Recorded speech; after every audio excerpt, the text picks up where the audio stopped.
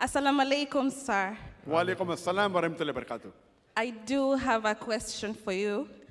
You told us that the Quran has has solutions for the current problems we are facing as youth, as people in the world at the moment.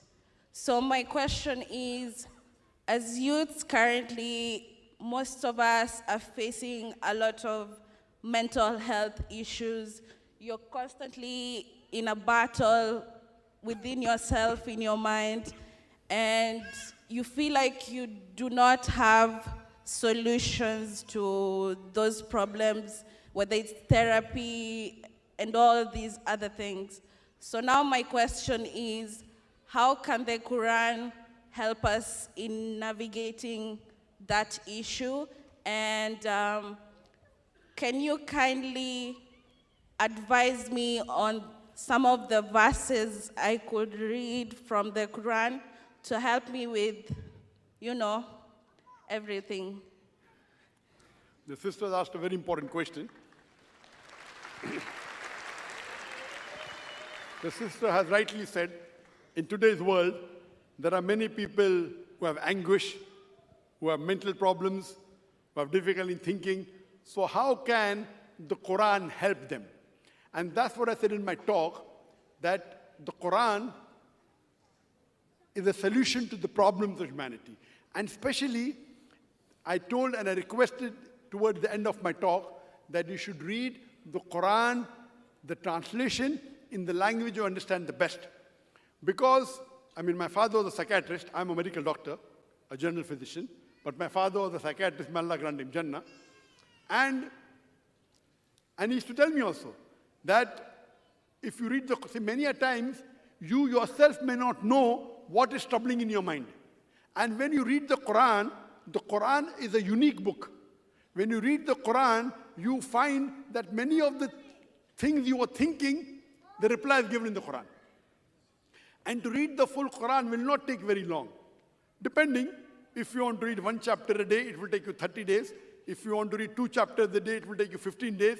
If you read 3 chapters a day, it will take you 10 days.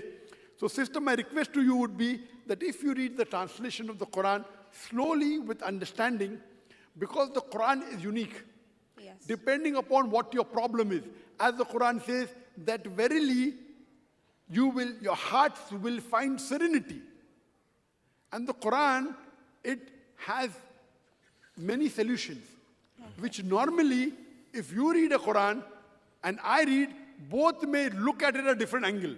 The beauty of the Quran is that the same verse, if a layman reads it, he thinks a different way. If an intellectual reads it, he thinks in a different way. A scientist reads it, he thinks in a different way. That they read in the tafasir of the Quran, one verse can have 20 meanings. And when a person who has problem, he thinks in his way.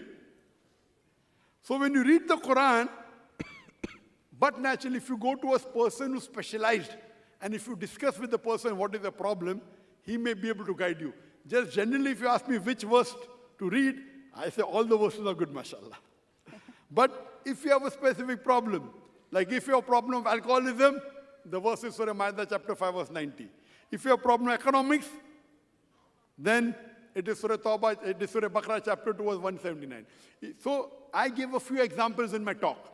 Okay. About poverty, about racism, about alcoholism, there's gambling. I can go on and on. So depending, and it's not good to talk about your problem in public generally, sister.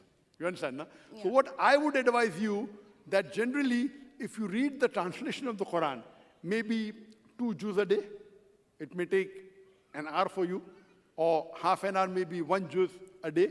Yeah. With understanding, surely. There are high chances the solution you'll find. If you don't find, you can surely ask with some of the Islamic Dawah centers, the people who are more well-versed, depending upon what the problem is.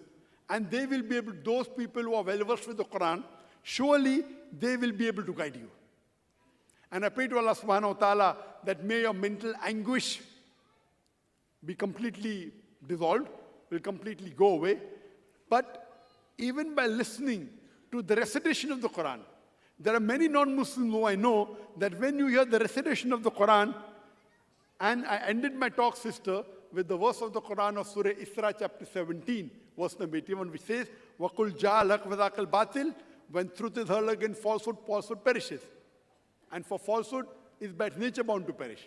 And it continues that the Quran has been sent down as a mercy to the believers. That means only by hearing the Quran, many a times you get serenity. When I meet people who accepted Islam, they said, why you accept Islam? I like the Azan. Did you understand? They say, no. It is unique. So everyone has its own reason for liking it.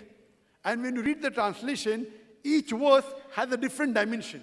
That is the beauty of the Quran. So my request to you would be the same, which I said in the end of my talk, that you owe it to yourself.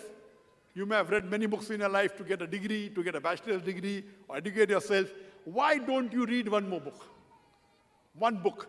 It is a book from a creator. Read it in the language you understand the best, and inshallah, it will solve most of your problems. Hope that Thank you, sir. Assalamu alaikum friends, welcome to another video of Dr. Zakir Naik. As you know that nowadays Dr. Zakir Naik visit to Oman for giving lecture or Islamic dawah.